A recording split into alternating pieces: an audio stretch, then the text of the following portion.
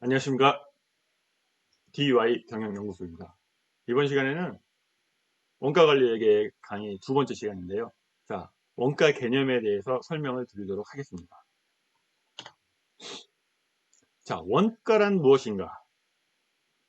자, 회사를 생각하면은 제조회사가 있고, 제조를 하지 않는 회사가 있을 수 있어요. 그러니까 물건을 다른 데서 사다가 이제 파는 회사가 있을 수 있죠. 자, 그러면은 먼저 물건을 사온 경우, 자, 물건의 원가는 제조업이나 도매상에서 다른 데서 사올 때 지불한 가격이 됩니다. 그래서 취득원가가 되는 거죠. 그러면은 사오면서 발생한 뭐 부대 비용 등도 있을 수 있잖아요. 운송료. 외국에서 사왔으면 이제 관세도 들어갔을 수 있죠. 그럼 이런 것들은 취득원가에 포함이 됩니다. 그래서 이 운송료라든지 각종 재비용은 취득원가에 포함해서 그 취득원가 가격으로 정하는 거죠. 그러면 이제 물건을 이제 만드는 경우가 있잖아요. 제조업체인 경우가. 그러면 물건의 원가는 물건을 만들 때 든 돈이라고 할 수가 있습니다. 자, 이게 이제 제조원가라고 하죠. 자, 이번 장표에서는 원가와 비용에 대해서 좀 정리한 장표입니다. 자, 회사에서 원가와 비용을 좀 이렇게 많이 얘기하죠. 근데 정확하게 구분해서 쓰진 않고요. 보통 그냥 혼용해서 많이 씁니다. 그렇게 쓰더라도 다 이해하죠. 예. 자, 원가라는 거는 이렇게 정의할 수가 있습니다. 이거는 좀 외워두시면 좋습니다. 특정 자원을 얻기 위해 포기된 자원의 가치입니다. 그러니까 무언가를 얻기 위해서 무언가를 투입했잖아요. 그러면 투입된 자원의 가치를 화폐 단위로 표시하는 것입니다. 특정 자원이란 무엇이냐?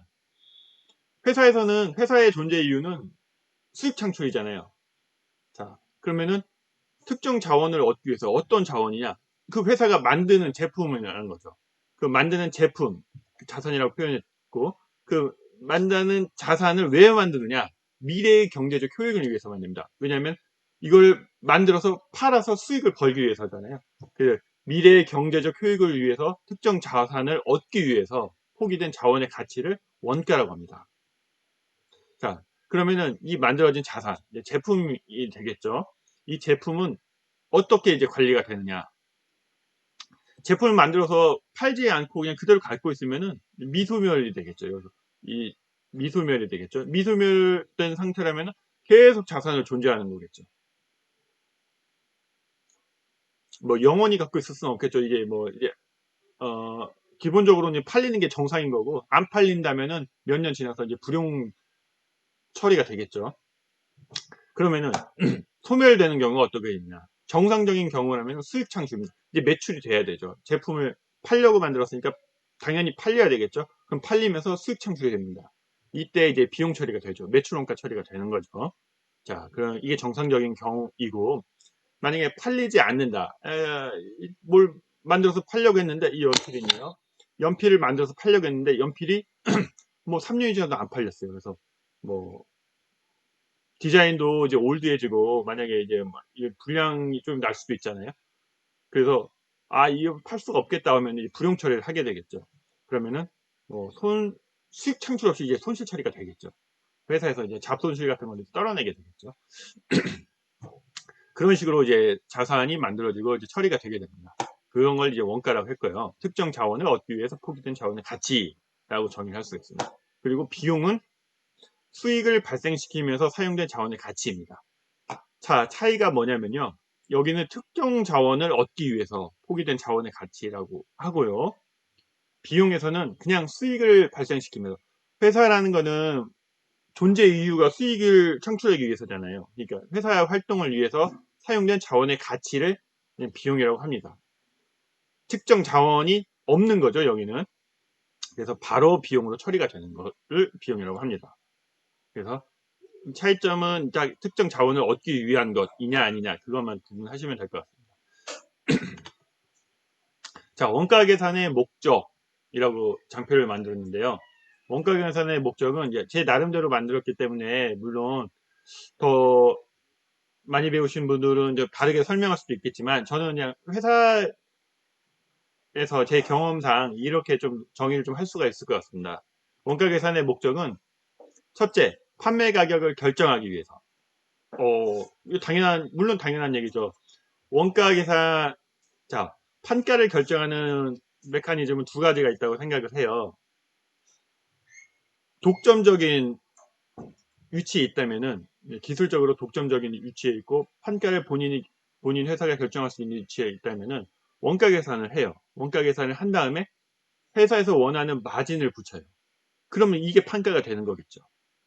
그래서 어, 그런 경우도 이제 판가 가격을 위한 기초 자료로서 원가 계산이 필요한 거고요.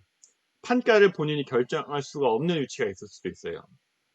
그렇다면 시장에서 이미 결정된 거죠. 이제 과다 경쟁, 이런 출혈 경쟁 이런 게서 시장에서 가격은 결정돼 있고, 그러면 이 가격에서 우리가 적정 이윤을 어느 정도 유지를 하려면 원가 계산을 이후에 만들어야겠다. 이런 식으로 원가를 판가에서부터 내려서 이제 목표 원가를 설정할 수도 있잖아요.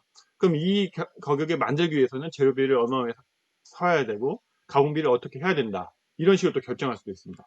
그래서 그런 식으로 이제 판가가 결정되고 원가를 거기에 맞추더라도 원가 계산의 목적은 판가 가격과의 그 연관 때문에 원가 계산은 필요한 거죠. 그리고 원가 관리를 위해서도 필요합니다. 제가 이제 판가가 결정되고 적정 이윤을 위해서 원가 관리 계산을 이렇게 해야 된다고 말씀드렸을 때, 이렇게 해야 된다라는 거는 이제 기획 목표 원가가 되는 거고요. 그럼 향후에 생산에 들어갔을 때 그 원가에 맞추기 위해서 모든 노력을 해야 되잖아요. 그게 이제 원가 관리가 되는 거죠. 그래서 구매부서에서는 그 기획된 목표 원가에 맞추기 위해서 재료비를 이만큼 맞춰야 되는 거고, 생산 공정에서는 가공비를 이만큼 해야 되는 거고, 그런 식으로 이제 관리가 되는 거죠. 그리고 예산 관리의 사전 자료 작성이 될 수도 있습니다.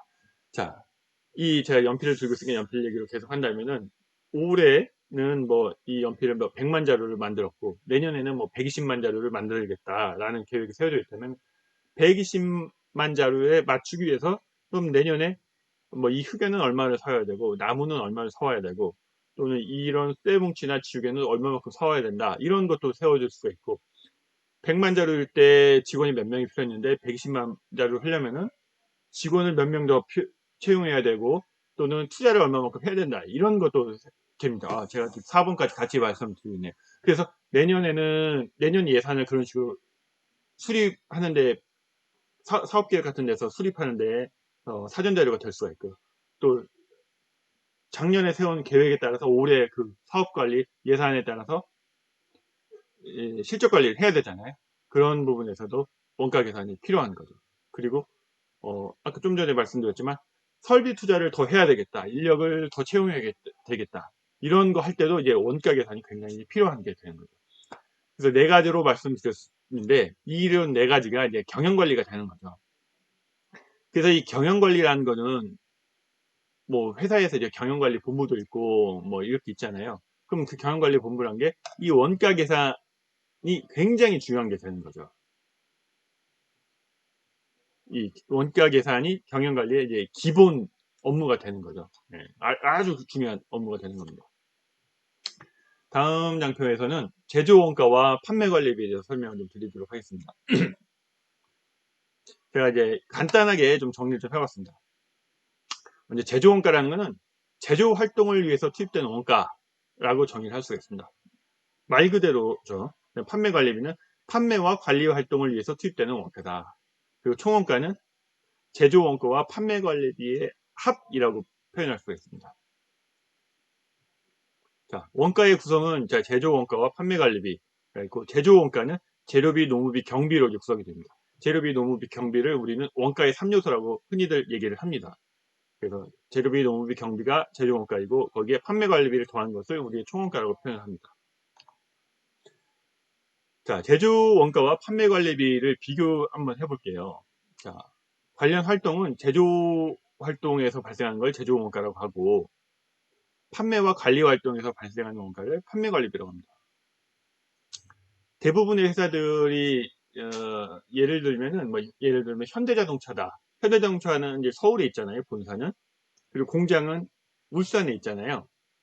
그러면은 본사에서 발생하는 비용은 대부분 이제 판매 관리비죠. 네. 전부 다 판매 관리비죠. 예. 본사에서 발생하는 비용은. 그다음에 공장에서 발생하는 비용은 전부 다 이제 제조 원가죠. 뭐 제가 현대자동차 직원이 아니기 때문에 정확히는 잘 모르겠지만 일부 공장에서 발생하는 일부 계정을 판매관리비로 처리도 할 수가 있겠지만 뭐 대부분 전체를 다 그냥 제조원가로 처리할 수도 있을 거예요. 그 일부는 뭐 중요하지 않으니까 좀 빼고 생각을 해볼 때 공장에서 발생하는 비용은 전부 제조원가로 처리를 하면 되고 본사에서 발생하는 전체 다 판매관리비로 처리를 하면 됩니다. 그 비용의 세부 항목들은 자 앞서 말씀드렸듯이 원가의 3요소는 재료비, 노무비, 경비입니다. 그래서 제조 원가는 재료비, 노무비, 경비가 있고 자 재료비라고 하면은 재료비라고 생각하시면 되고 노무비라고 하면은 뭐 회계 개정값으로 보면 급여, 상여, 퇴직 충당금 뭐 이런 것들이 있겠죠. 뭐 성과급, 뭐 성과급 종류도 여러 가지 있었으니까 이런 게 여기에 들어옵니다. 그다음에 판매관리비에서는 판매관리직의 급여, 또 제품 운반비, 광고 선전비 이런 게 들어옵니다. 자, 판매관리직의 급여 상여, 퇴직 충당금, 복리후생비 뭐 등등 있겠죠. 그다음에 제품 운반비라고 표현했는데 왜 제품이라고 굳이 썼냐면요. 제품을 만들어 가지고 고객에게 갖다 줄 때 발생하는 비용은 제품 운반비고 그거 판매 관리비로 처리를 합니다. 하지만 원료를 사올 때 들어오는 비용 또는 뭐 공정 간에 뭐 A라는 공장에서 B 공장으로 가는 비용 이런 비용은 다 제조원가로 처리합니다. 판매를 위해서 발생하는 비용이 아니고 제조를 위해서 발생하는 비용이기 때문에 제조 비용으로 처리를 하게 됩니다.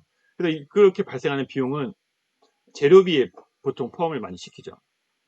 원료를 사올 때 들어가는 비용은 재료비로 처리를 하고 뭐 공정간 발생하는 비용이 나오면은 뭐 특별한 뭐 무슨 운반비라는 계정으로 해가지고 이제 제조원가로 넣으면 되겠습니다. 그다음에 뭐 광고 선전비 등등 이겠죠. 이 판매 관리 직원이 있으니까 여기에서 발생하는 복리후생비라든지 출장비, 여비교통비 등등 모두 다 여기에 들어오게 판매 관리비에 들어오게 되겠죠.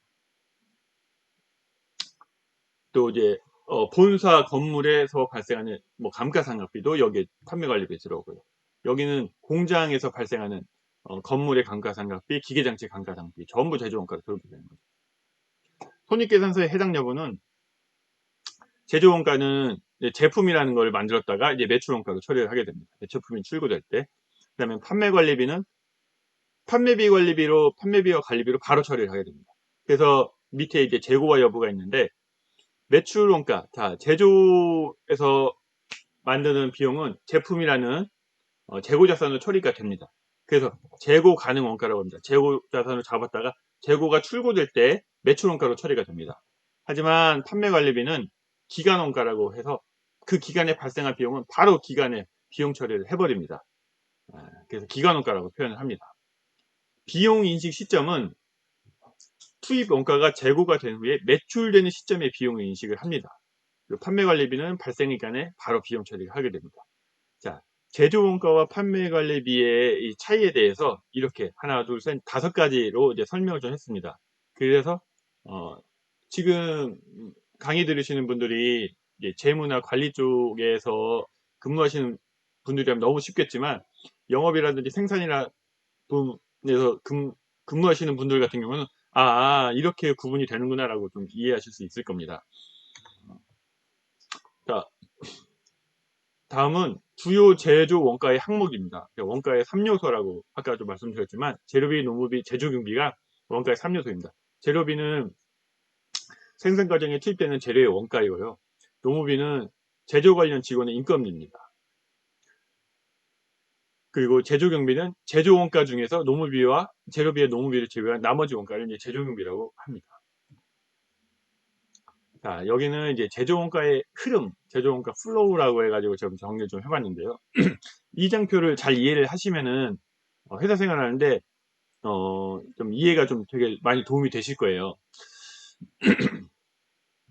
이제 제조업체 기준으로 이제 설명을 드리는 건데요. 제조업체라면은 무언가를 만들어야 되잖아요. 자, 제가 연필 들고 있으니까 이 연필을 만들기 위해서는 뭐가 필요할까요? 나무가 필요하고 흑연이 필요하고 뭐 이런 것들이 필요하잖아요. 그러면 이런 것들이 이제 원료가 되는 거잖아요. 이 연필을 만드는 공장에서는. 그러면 원재료를 매입해 옵니다. 그 원재료를 매입해 와가지고 원료 창고에다 이제 넣어놓게 되겠죠. 처음에 원료 창고에 넣어놓게 됩니다. 그럼 이제 원료 창고에서 이제 수불이 되겠죠. 기초 원료가 얼마 있었고 이번에 사온 게 얼마 있고 또 얼마만큼 투입됐고, 그러면 기말에 얼마만큼 남았고. 제가 이제 모든 회사에서는 월별로 이제 생산 실적도 내고, 또 분기로, 어떤 회사는 분기로 내는 회사도 있겠죠. 그러니까 기본적으로 이제 월별로 한다고 하면은 월별로 경영 실적이 얼마냐를 만들어 내야 되잖아요. 관리회계나 재무회계나 모두 다 그렇게 만들어 내야 또 그걸 가지고 의사결정도 할 수 있고 계획 대비 실적 분석도 할 수 있고 그런 거니까. 그럼 월 기준으로 제가 설명을 드린다면은 원료 재고에서는 얼마가 있었고 얼마가 들어갔고 얼마를 사용했고 그럼 기말에 얼마가 남았다. 이게 수불이 걸리는 거죠. 수불 얘기도 제가 이제 계속 좀 많이 좀 할 건데요. 수불이란 게 기초가 얼마 있었고 이번에 얼마 들어왔고 얼마를 사용했고 그래서 기말에 얼마 남았다. 이게 수불이 되는 겁니다. 원료 재고에는 원료를 사와가지고 원료 재고에 가지고 있다가 이제 제공품에 이제 투입이 되는 거죠. 제공품 재고라고 표현했지만 여기는 재고 개념으로 표현을 했는데 생산 공정이 되는 거죠. 생산 공정에 투입이 되는 겁니다. 제공이라는 게 있을 때 만들 공짜잖아요. 그러니까 만들고 있는 공정에 대한 겁니다. 그러니까 영어로 하면 WIP이라고 하고 WIP, Work in Process라고 해가지고 만들고 있는 공정 자체입니다. 그래서 생산 공정에 투입이 되는 거죠. 자, 생산 오더, 보통은 이제 회사가 이제 생산 오더 같은 데로 따가지고 여기에 이제 재료비나든지 경비를 투입을 하게 되는데 그런 오더에 이제 투입이 되는 거죠. 뭐 어떤 회사는 프로젝트 오더에 투입이 될 수 있고 뭐 생산 오더라고도 할 수가 있고요. 그런 공정이 투입이 되는 겁니다. 재료비가 투입이 되는 거죠. 원료 투입해서 재료비 처리가 되는 거고. 이 공정에 노무부 직접 노무 현장 인원 인력들이 들어와 가지고 일을 하게 됩니다. 그러면 노무비가 발생하게 되는 거죠. 그러면은 또 이제 뭐 생산 공정 설비를 이용하니까 또 감가상각비도 발생할 테고 또 이 노무비가 발생함에 따라서 이 직원들의 뭐 복리후생비라든지 이 직원들의 출장비라든지 여러 가지 비용들이 이제 따라오게 되겠죠. 뭐 감가상각비 말씀드렸고 여러 가지 비용, 뭐 유틸리티를 사용해야 돼 유틸리티 비용도 발생하게 되겠고요. 포장을 하면 포장비도 발생하게 되겠죠. 전력비, 용수비, 뭐 가스비, 뭐 난방비, 뭐 이런 게 뭐 다 여기에 들어오게 되는 겁니다. 그래서 재료비, 노무비, 경비, 연구개발비가 있다면 그런 것도 이제 삼각돼서 들어오게 되겠죠. 재료비, 노무비, 경비가 들어오게 됩니다. 그러면 이 비용들이 들어와 가지고 생산을 하게 되면은 그러면 이제 쭉 생산하게 되면 이제 제품이 만들어지잖아요.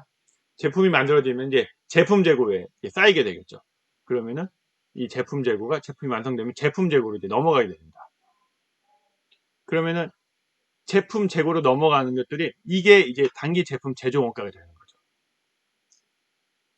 제공품에서 제품으로 넘어가는 게 단기 제품 제조 원가가 되는 거고요. 그러면 제품 재고로 가지고 있다가 정상적인 경우라면 이제 매출이 되겠죠. 그럼 고객에게 매출이 돼요. 그럼 제품 출고가 되고 매출 원가가 발생하게 되는 거죠. 재고가 출고가 되면서 매출 원가 처리가 되는 거죠. 그리고 영업사원들은 이제 빌링 처리를 하게 되면은 매출이 더 큰 매출이 발생하게 되는 거고 매출에서 매출 원가를 빼면 매출 총이익이 발생하게 됩니다. 그 손익계산서에 이제 여기에서는 이제 매출 원가, 매출 총이익이 발생하게 되는 거고 여기에서는 원료 재고, 제공품 재고, 제품 재고로 해서 재무 상태표에서 이제 계리가 되는 거죠. 이게 그다지 회계 상식이 없이 전체적인 흐름을 회사의 제조 흐름을 파악할 수 있는 장표입니다. 이거하고 똑같은 거를 다시 한번 설명드릴 건데요. 이거는 이제 수불 개념을 좀 더 가미해가지고 설명을 드리도록 하겠습니다. 앞에서 좀 비슷하게 좀 설명을 드렸지만 원재료 창고에서 기초 재료가 얼마 있었고 얼마를 샀고 얼마만큼 제공에 투입이 돼 생산 공정에 투입이 됐고 그럼 기말에 얼마만큼 남았다가 되겠죠. 그럼 불출이 된 게 공정에서 보면은 재료비로 이제 들어오게 되는 겁니다. 그래서 기초 제공이 얼마 있었고 재료비가 얼마만큼 들어왔고 또 노무비가 얼마만큼 발생했고 경비가 얼마만큼 발생했고 그래서 원가의 3요소가 비용이 얼마만큼 발생했다 이게 들어오게 됩니다. 그래서 기초 제공과 이번에 들어온 재료비, 노무비, 경비가 총 들어온 이 차변이 되는 것이고요. 그 다음에 그러면 이제 공정에서 총 들어온 게 얼마면 얼마만큼 또 만들어서 이제 나가게 되잖아요. 제품 창고로. 그래서 완성돼서 나가는 것이 제품 제조 원가가 됩니다. 그래서 제품 창고로 넘어가게 되는 거고 넘어가지 않고 남은 것은 이제 기말 제공으로 남게 되는 거죠. 이 기말 제공으로 남으면은 다음 달에 기초 제공으로 들어오게 될 테고요. 자, 이번 달에 만들어지는 제품 제조 원가는 제품 창고로 넘어가 가지고 제품 제조 원가가 됩니다. 그래서 제품 창고에서는 기초 제품이 얼마 있었고 단기에 만들어져서 완성이 돼서 들어온 게 제품 제조 원가가 얼마다 되는 거고요. 그 다음에 또 정상적인 경우라면 제품을 만든 이유는 팔기 위해서 만들었잖아요. 그래서 매출 원가가 처리가 됩니다. 고객에게 나간 매출 원가가 되는 거죠. 그럼 남은 것은 기말 제품이 남는 거죠. 그래서 기초 제품 더하기 제품 제조 원가, 단기 제품 제조 원가가 들어오고 얼마만큼 나갔다, 매출 원가가 나간 거 보면은 기말 제품이 얼마나 남았다 되는 거죠. 실제 회사에서는 이건 굉장히 단순화시킨 거고 매출 원가, 고객에 나간 매출 원가 한 가지 타입만 있다고 본 거고요. 실제로는 여기에 여러 가지 유형이 더 있겠죠. 뭐 예를 들면은 불량이 돼가지고 폐기 처분하는 것도 있을 테고, 뭐 공정에서 그냥 시험용으로 다시 쓰는 것도 있을 수 있을 테고, 또 고객에게 샘플로 공짜로 주는 것도 있을 수 있을 테고, 뭐 여러 가지 유형이 있을 수 있겠죠. 복잡해지겠죠, 회사에서는 실제. 근데 여기서는 단순하게 만들었습니다. 그럼 이 매출 원가가 처리가 된 거는, 자, 여기서 여기까지는 재무상태표에서 걸리는 것들이고요. 손익계산서에서 이제 매출원가가 처리가 됩니다. 그럼 매출원가로 들어온 거고, 매출을 했으면은 영업사원들은 빌링 처리해서 매출액 처리가 되겠죠. 그럼 매출액은 더 크겠죠. 정상적으로 이익이 나는 회사라면은. 그리고 영업사원들이라든지 이제 본사의 비용이 판관비가 들어오게 됩니다. 그럼 판관비가 들어오고, 그럼 이게 제조원가, 매출원가고 여기가 판관비니까 총원가가 되고, 매출액에서 이걸 총원가를 빼면 영업이익이 되게 됩니다. 그래서 이제 제조원가의 흐름을 수불 개념으로 다시 한번 설명을 드린 거고요. 그러면은 이제 제가 이제 강의하는 제목이 원가 관리 회계잖아요. 그러면 이제 앞에서 말씀드렸지만 이 원가 회계는 재무 회계와 관리 회계의 교집합인 상태에서 존재하는 거예요. 그러면은 이 재무 회계에서 이제 가장 어떻게 보면 되게 중요한 것 중에 하나인데 제조원가 명세서라는 걸 만들어야 됩니다. 여기서 지금 설명드리는 것은 제조원가 명세서를 설명드리는 것이고요. 자, 제조원가 명세서는 이렇게 생겼어요. 제가 좀 단순하게 좀 만들긴 했지만 중요한 것 위주로 좀 만들었습니다. 자, 로마자로 보시면 1. 재료비, 2. 노무비, 3. 제조경비. 자, 앞서서 누차 말씀드렸듯이 원가의 3요소가 됩니다. 그 다음에 이 세 개의 합이 4. 단기 총 제조 원가가 됩니다. 이 4, 5, 6, 7은 또 이제 제공수불부의 개념이고요. 자, 제공수불부에서 단기 총 제조 원가가 얼마만큼 투입됐다. 제공에 투입됐다라는 거가 되는 거고, 그럼 투입되기 전에 기초가 얼마가 있잖아요. 기초가 얼마가 있었고, 5번이 기초고, 4번이 총 투입입니다. 원가입니다. 그러면 제공에서 생산할 수 있는 가장 큰 양이 지금 기초와 단기 수입이 된 거고, 그러면은 제품으로 넘어간 게 있을 테고, 기말에 또 남는 게 있잖아요. 그러면 기말에 남는 제공품을 먼저 계산을 하면은 이 4 더하기 5 빼기 6을 하면은 제품으로 넘어간 양을 이제 계산해 낼 수가 있죠. 수불로. 그래서 그걸 여기 써놨습니다. 그래서 다시 한번 위에서 설명드리면은 앞에서 자, 이 부분 설명드렸던 내용입니다. 그래서 재료비 기준에서 원료 창고에서 기초 원료가 얼마 있었고 단기 매입을 얼마 했고 그래서 기말 재고가 얼마 남았다면은 1 더하기 2 빼기 3을 하면은 재료비 단기 투입 재료비가 나오는 거죠. 그래서 재료비를 그런 식으로 수불로 계산해내고 노무비와 제조 경비는 발생액 전체를 집어넣게 됩니다. 제조 경비도 이제 굉장히 많겠죠. 계정이 실제 회사에서는 저는 이제 간단하게 1, 2, 3만 하고 점점점으로 처리를 했습니다. 그래서 노무비가 발생한 금액, 뭐 임금, 급료, 퇴직급여, 상여금 전체에다가 노무비가 되겠죠.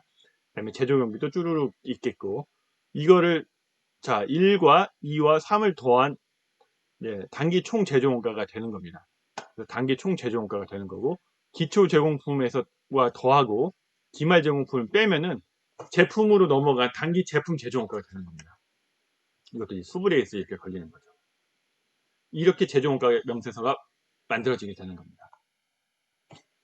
자, 이번 장표는 이제 원가의 개념에 대해서 설명드리고 있잖아요. 그래서 직접 원가와 간접 원가에 대해서 설명을 드리도록 하겠습니다. 자, 직접 원가는 제가 이제 파란색 박스를 보시면은 직접 원가, 개별 원가라고도 표현을 합니다. 어떤 식으로든지 표현하는데 똑같은 말이고요. 그래서 반대로 이제 간접 원가는 공통 원가라고 표현합니다. 자, 직접 원가라는 거는 원가 대상별로 분리 또는 추적이 가능한 원가를 얘기를 해요. 그래서 어떤 것들이 있냐? 직접 재료비, 직접 노무비 이런 것들이 있습니다. 대표적으로. 그래서 제품, 우리가 아까도 이제 생산 오더, 이런 생산 오더나 프로젝트 오더 얘기했는데, 생산 오더에다 넣을 수 있는, 연결시킬 수 있는 걸 얘기를 합니다. 재료비 같은 경우는 이 연필을 만들기 위해서 나무를 얼마만큼 들어갔다, 흑연이 얼마만큼 들어갔다, 계산이 될 수가 있습니다. 계산해야 되는 거죠. 안 되면 해야죠. 그래야 원가 계산 정확하게 할 수 있으니까. 웬만한 회사들은 기본적으로 이 정도는 다 당연히 하겠죠. 사업을 하려면 정확한 원가 계산이 생존의 기본이거든요. 그러기 위해서 그 정도는 해야 되는 거고, 그러면 직접 재료비, 직접 노무비, 이 생산 오더에 얼마만큼 인원이 공수 투입이 됐다는 걸 계산해내서 하면은 바로 연결이 되는 거죠. 그래서 원가 대상별로 분리, 추적이 가능한 원가입니다. 그래서 이런 거를 이제 더해준다고 하는 거죠. 이 프로젝트 오더에 연결해서 더해주는 개념입니다. 또 여기는 적지는 않았지만 또 어떻게 보면은 이 프로젝트 오더에 다른 오더와 다르게 이 프로젝트 오더에 직접 연결할 수 있는 것들, 특정 설비를 이 프로젝트에다만 집어넣는다. 이 프로젝트 또는 뭐 A, B, C라는 프로젝트만 D, E, F는 안 넣고 A, B, C만 이 설비를 사용한다면 이 설비의 감가상각비는 A, B, C에만 넣게 되는 거죠. 그러면은 이런 것들도 여기에 이제 직접 원가로 연결이 되는 거죠. 또 이제 간접 원가는 무엇이냐? 원가 대상별로 분리 또는 추적이 불가능한 원가예요. 예를 들면 어떤 게 있을까요? 공장이 있어요. 공장에 공장장이 있어요. 공장장의 급여는 프로젝트 제품 전체에다 골고루 뿌려줘야 되겠죠. 왜냐면은 이 공장장은 모든 생산 제품에 대한 책임을 다지고 모든 생산 제품에 대한 관여를 하게 되잖아요.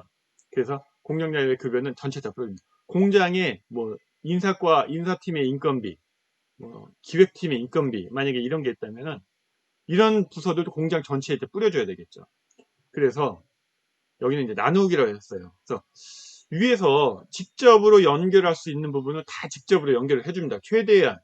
요즘은 이제 전산화가 잘 됐기 때문에 굉장히 많은 부분이 직접적으로 연결이 잘 시킬 수 있어요. 그래서 연결시킬 수 있는 부분은 연결시켜서 직접으로 원가를 관리를 하고, 연결시킬 수 없는 부분은 다 모아가지고 배부 기준을 정해가지고 배부해 주게 됩니다. 그래서 나누어 준다고 제가 표현을 한 거죠. 직접은 더해주고, 연결해서 더해주고, 직접 연결할 수 있는 부분은 연결할 수 없는 부분은 다 모아다가 공정한 배분 기준, 공평한 배분 기준을 해가지고 이제 각 제품별로 생산 오더별로 이렇게 나누어 주게 됩니다. 그래서 이제 또 나누어 주는 이제 배부가 되게 중요한데, 배부는 전통적인 배부 기준에서는 직접 노무비나 직접 공수량을 많이 사용을 했어요. 왜냐하면은 예전에는 요즘처럼 뭐 IT가 산업의 구조가 굉장히 많이 바뀌었는데, 예전 같았으면은 사람을 얼마만큼 많이 투입하느냐, 그러니까 19세기나 20세기 초반을 생각하시면 돼요. 사람을 얼마만큼 많이 투입하느냐에 따라서 생산량이 더 늘어나게 됩니다. 인형을 만드는 회사 같으면은 사람을 더 많이 투입하면 인형을 더 많이 만들 수 있잖아요. 근데 요즘 그렇지 않잖아요. 요즘은 설비가 중요하고 얼마만큼 생산 자동화가 많이 되느냐에 따라서 달리기 때문에 이 직접 노무비로 배부를 하고 있다면은 그게 과연 정확한 배부 기준이라고 생각을 좀 해봐야 될 겁니다.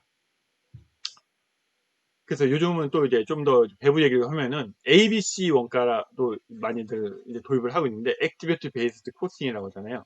그래서 배부 직접으로 연결시킬 수 있는 부분 직접으로 연결하고, 직접으로 연결시킬 수 없는 부분을 다 모은 다음에 이 모은 다음에서도 이제 그 발생 유형별로 구분을 좀 합니다. 예를 들어서 인사팀의 인건비다. 그럼 인사팀이란 거는 사람 관리하는 게 제일 중요하잖아요. 그렇다면 인사팀의 인건비는 사람 각 뭐 생산 공정별로 또는 제품별로 사람이 얼마만큼 필요하느냐에 따라서 배분을 해주면 되겠고요. 예를 들어서 동력 부분의 비용이다. 그럼 동력 부분의 비용을 다 모은 다음에 제가 이제 동력 부분의 비용이라고 한다면은 실제 동력비도 포함되지만 동력에 관련된 사람들, 뭐 개전팀의 인원들의 인건비, 거기에 감가상각비, 이런 모든 비용을 다 포함합니다. 동력 부분의 비용을 다 모은 다음에 동력을 얼마만큼 썼느냐, 각 공정별로 동력을 얼마만큼 썼느냐에 따라서 동력 비용을 배분을 해주게 되는 거죠. 이런 것들이 이제 액티비티 베이스 기준으로 배분하는 거라고 생각하시면 됩니다. 자, 그래서 직접 원가와 간접 원가에 대해서 설명을 드렸습니다. 이번 장표는 이익의 종류입니다. 원가 개념을 설명하고 있으니까 그러면은 총 판매 가격에서 이 원가, 각 원가가 틀리니까 그 원가를 뺐을 때의 이익은 무엇이냐, 그걸 좀 설명해 드리려고 만든 장표입니다. 먼저 원가의 3요소는 재료비, 노무비, 경비, 그리고 앞에 직접자가 붙으면은 직접 재료비, 직접 노무비, 직접 경비가 있고요. 그걸 직접 원가라고 합니다. 그러면 직접 원가에다가 간접 원가를 더하면 이제 제조 원가가 되겠죠. 그러면 판매 가격에서 제조 원가를 빼면은 그걸 매출 총이익이라고 합니다. 그래서 이제 매출 총이익, 이익의 종류 중에 매출 총이익이 처음으로 나왔고요. 자, 제조 원가에다가 판관비를 더하면은 이제 총원가가 되겠죠. 그래서 판매 가격에서 총원가를 빼면은 영업이익이 됩니다. 그래서 지금 이 재무 쪽에서 근무하시는 분이 아니라면은 아마 매출 총이익하고 영업이익까지만 개념을 잘 가지고 계시면은 되실 거예요. 그 뒷부분은 제가 앞에 또 설명드리겠지만, 근데 영업이익까지가 굉장히 중요합니다. 그 다음에 또 이제 경상이익이라고 했는데, 경상이익은 무엇이냐면은 영업이익에서 영업외 수익을 더해주고, 여긴 영업이익이고 여긴 영업외라고 했잖아요. 영업외 수익을 더해주고 영업외 비용을 빼준 겁니다. 그 영업외 비용이란 무엇이냐? 아까 기업이 회사가 사업을 하려면 자기 자본하고 타인 자본으로 이제